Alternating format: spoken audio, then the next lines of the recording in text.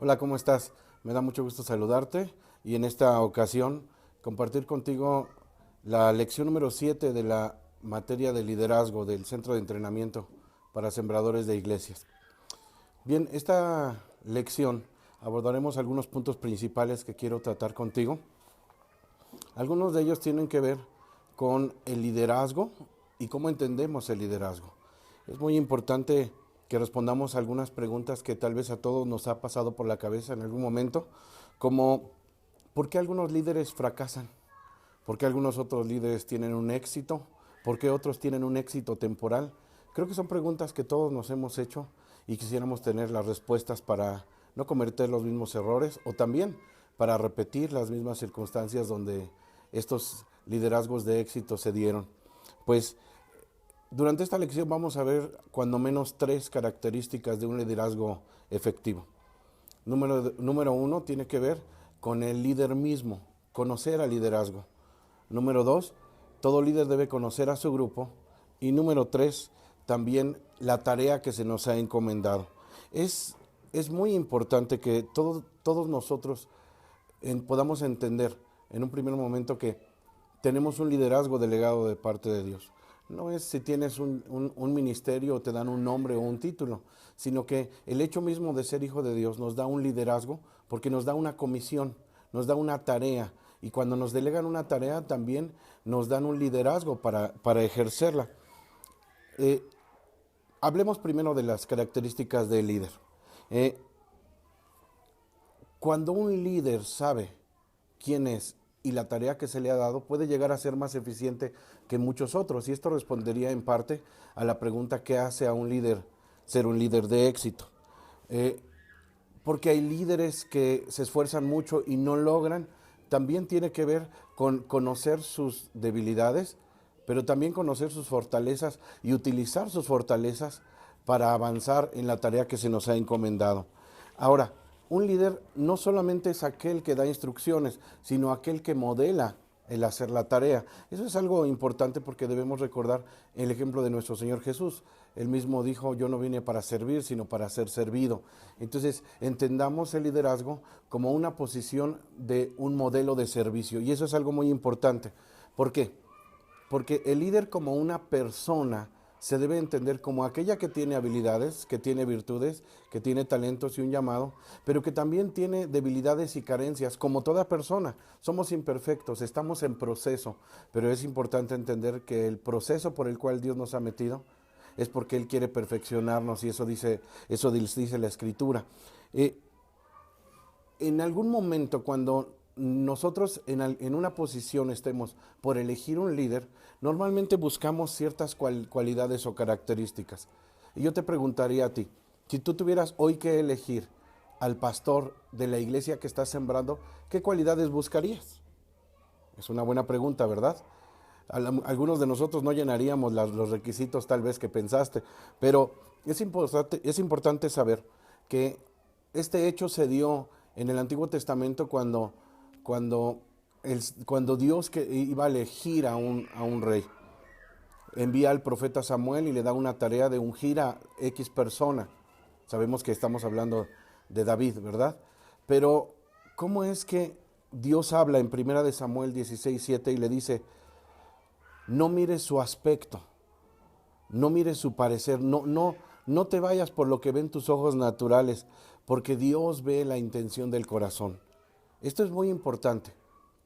El líder debe ser evaluado primeramente por su corazón y no por sus habilidades.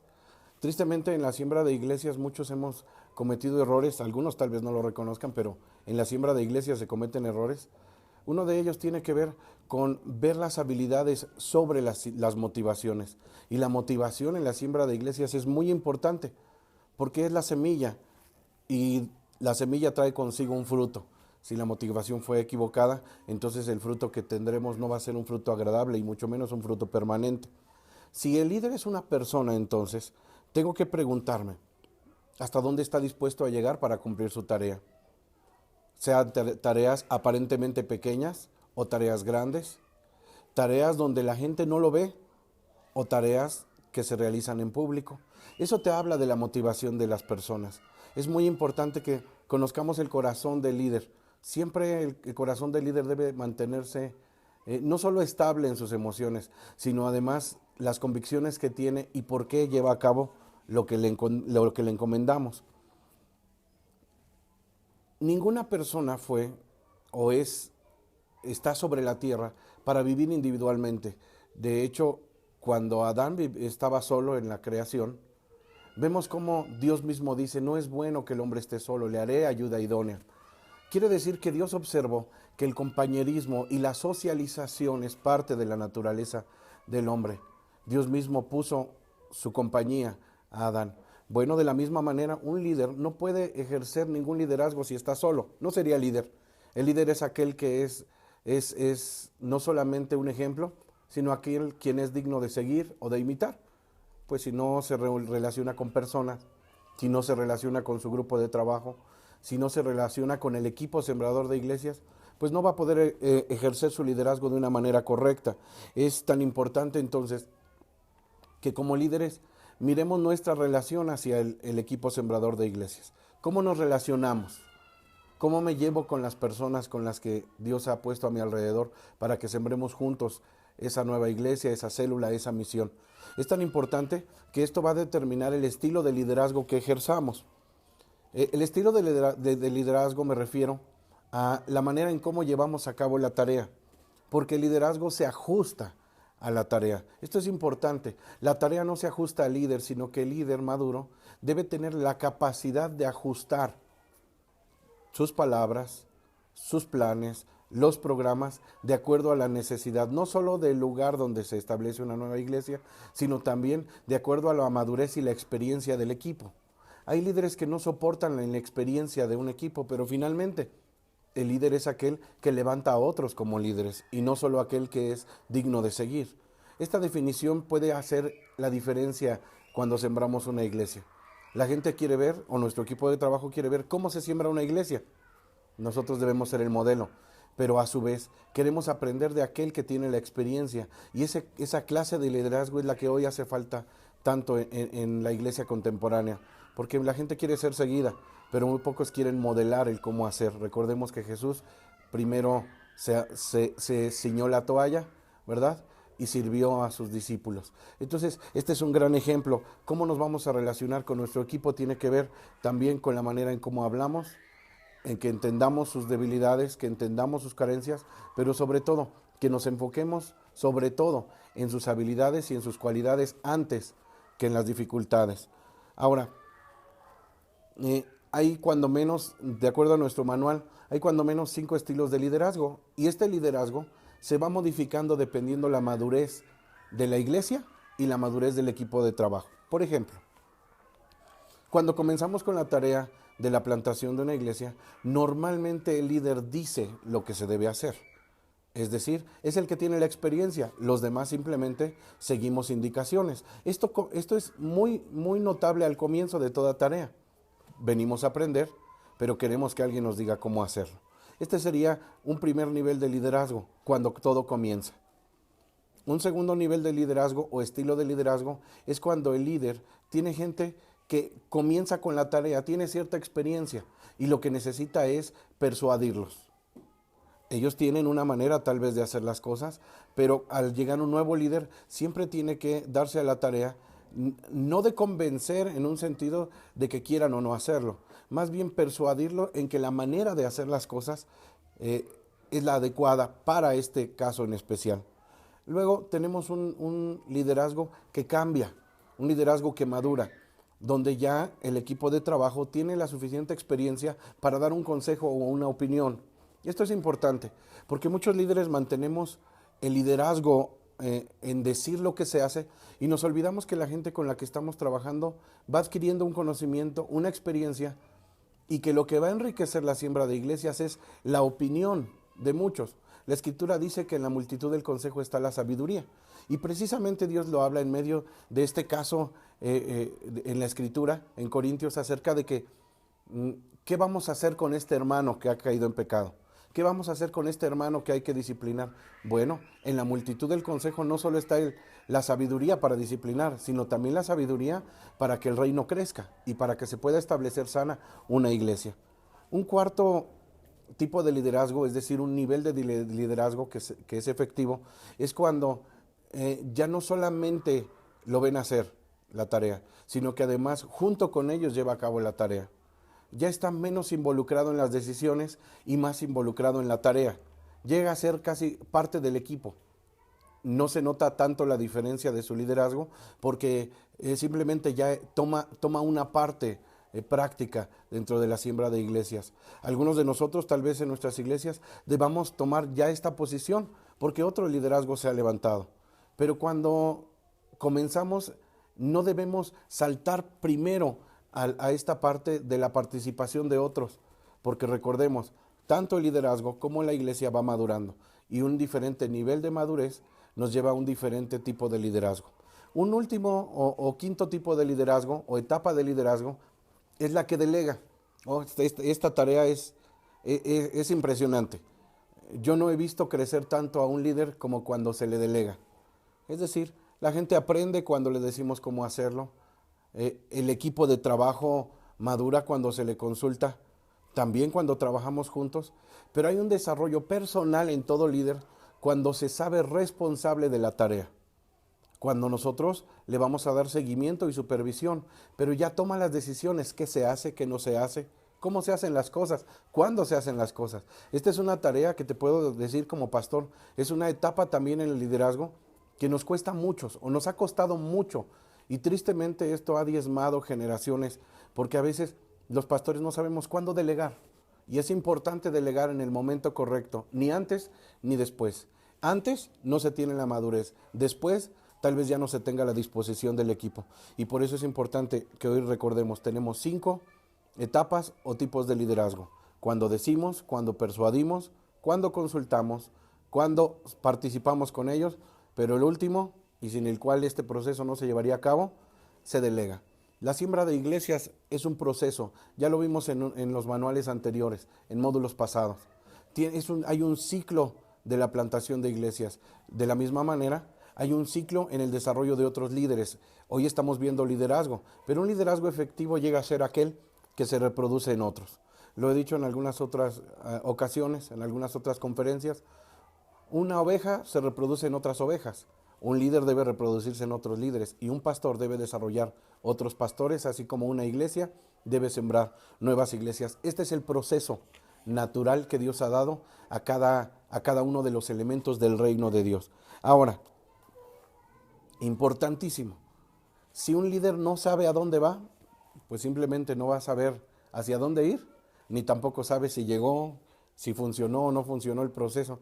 Por eso es importante que tú y yo sepamos cuál es el ciclo de la plantación de iglesias y nunca nos olvidemos, aunque hayan pasado los años, aunque haya pasado el tiempo, hay un ciclo y todos tenemos que cumplir ese ciclo para seguir desarrollando líderes, porque si no desarrollamos nuevos líderes, entonces a veces simplemente nuestro ministerio termina y es triste ver ministerios muriendo, simplemente no dando frutos, porque no estamos siendo conscientes de que hay un ciclo. Ahora, ya hablamos mucho de líder. Pero ¿qué te parece si ahora vemos al grupo, al equipo, a los sembradores de iglesias? Recordemos que hay un líder, un encargado, alguien que va a rendir cuentas, ¿verdad? Pero también hay un equipo, hay un grupo.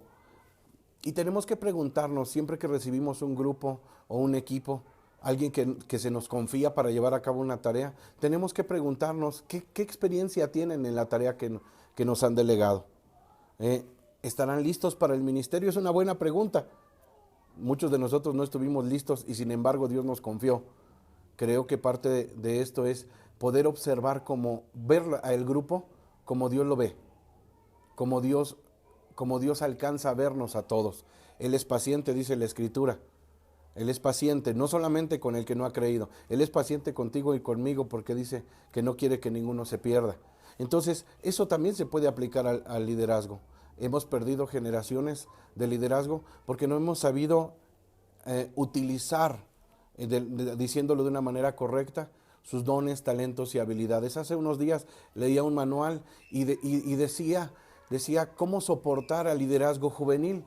Y me entristeció mucho la opinión de este autor, porque él decía cómo soportar la irreverencia, cómo soportar el ánimo, cómo soportar la prisa de los jóvenes. Me entristeció, porque este es un pensamiento que puede truncar las generaciones de liderazgo en las iglesias. Una iglesia debe nacer observando al nuevo liderazgo. Si tú estás en una posición de liderazgo, una de las cosas que te invito el día de hoy es que dentro de tu grupo comiences a ver quién tiene un llamado al liderazgo y que inviertas tiempo en él, que inviertas de la gracia que Dios te ha dado para que se desarrolle.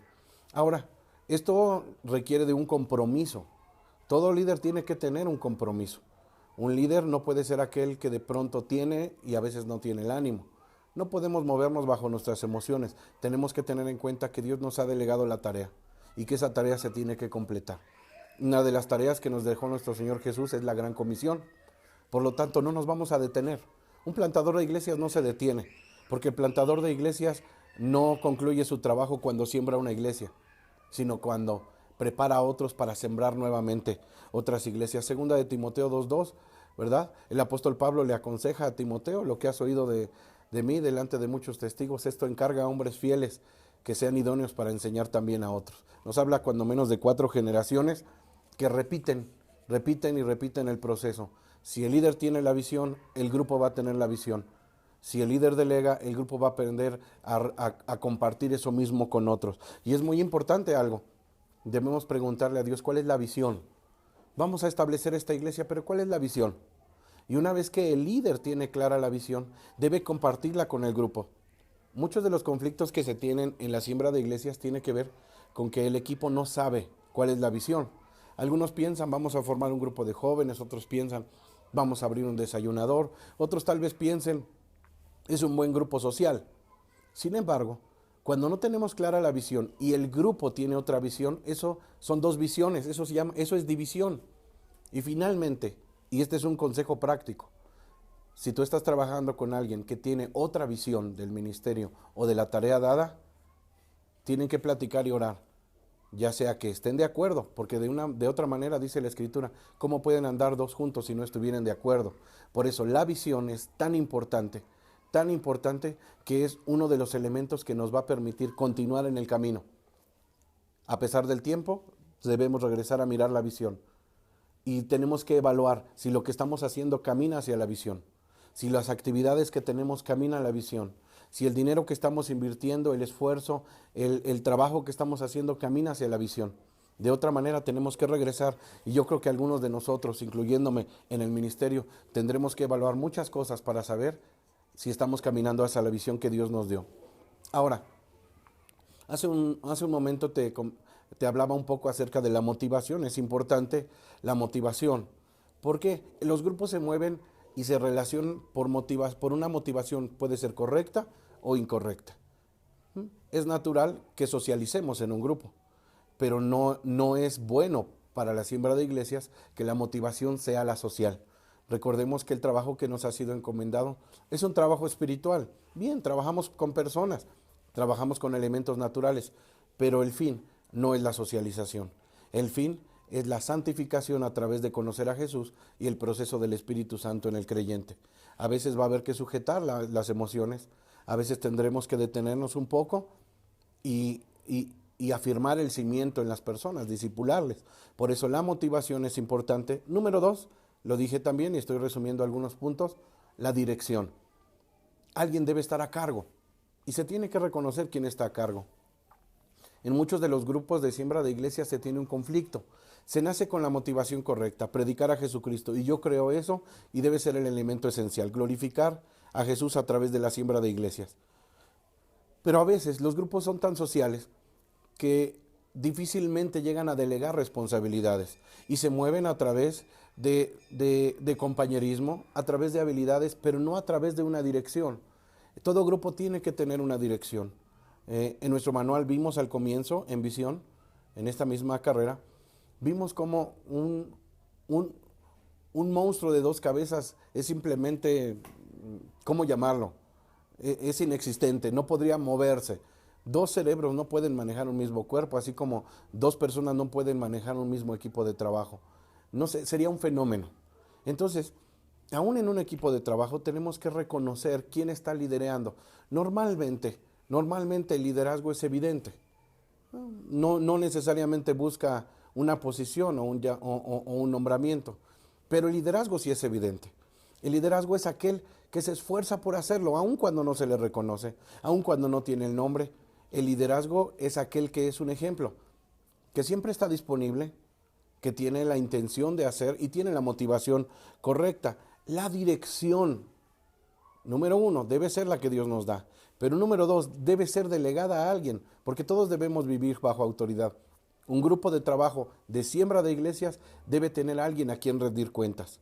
Debe ser un pastor experimentado, debe ser alguien que les dé asesoría en plantación de iglesias, pero todo equipo tiene que tener un líder para que el equipo no se mueva bajo una motivación equivocada y que queriendo hacer lo bueno simplemente nos desviemos del camino. Ahora, cuando hablamos de personas, cuando hablamos de equipos, suelen darse conflictos. Algunos dirían, no, mi equipo de trabajo es fabuloso. Bien, durante una tarea siempre se van a ver conflictos. Y los conflictos debemos verlos como una oportunidad. Debemos dejarlos de ver como un problema. Debemos dejarlos de ver como rechazarlos.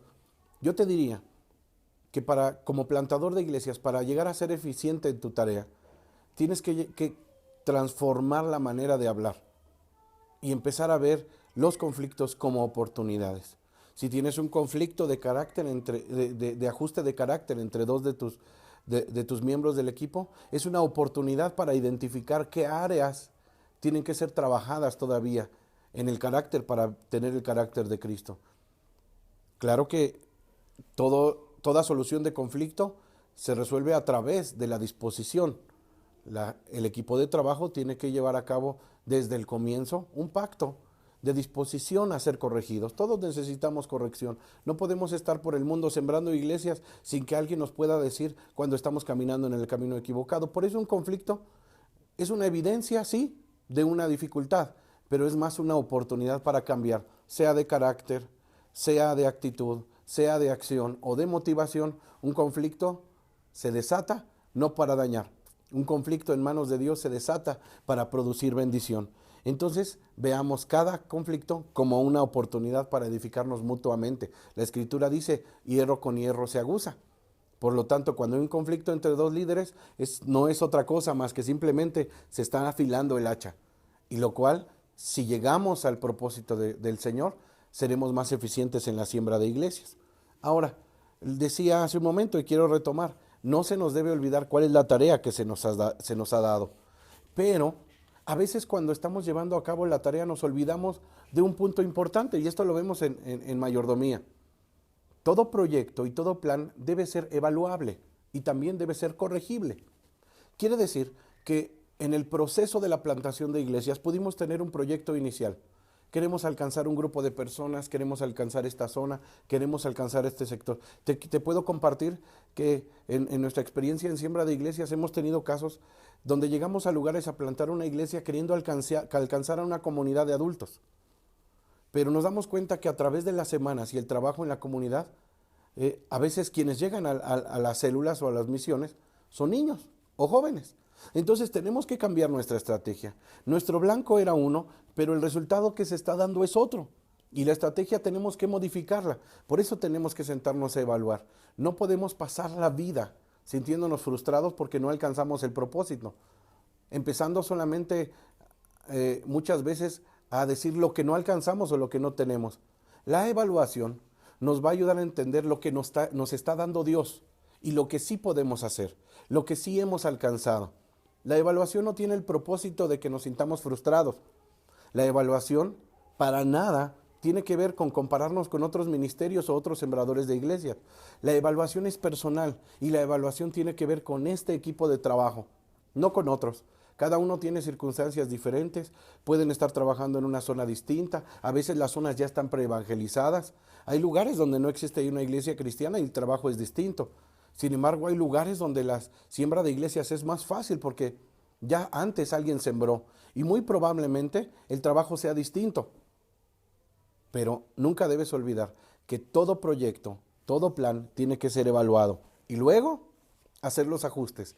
Sin los ajustes necesarios, estaríamos caminando hacia el fracaso, aunque parezca un éxito.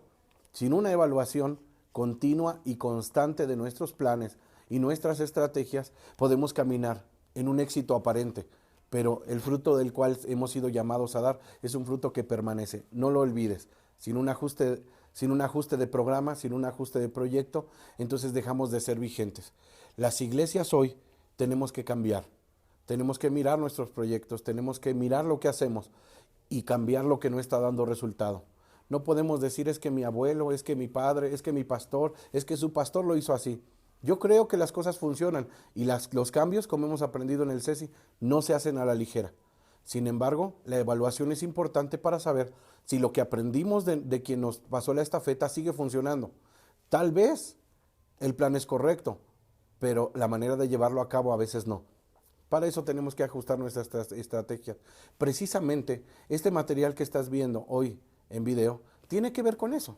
Tiene que ver con el ajuste de las estrategias por la dinámica de la sociedad. Entonces, hoy en lugar de estar en un salón de clases reunidos frente a un grupo, hoy estoy detrás de una cámara hablándote, compartiéndote una lección, lo cual nos lleva a un ajuste de estrategia para alcanzar lo que queremos. Evaluamos, ajustamos. Evaluamos, ajustamos.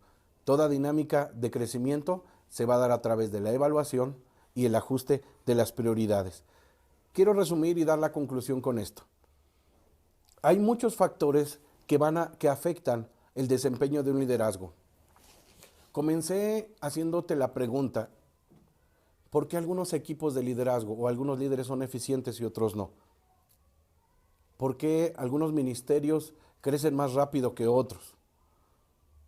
Creo que tiene que ver, por supuesto, con una gracia de parte de Dios, con el trabajo de Dios, con sumarnos a lo que Dios está haciendo.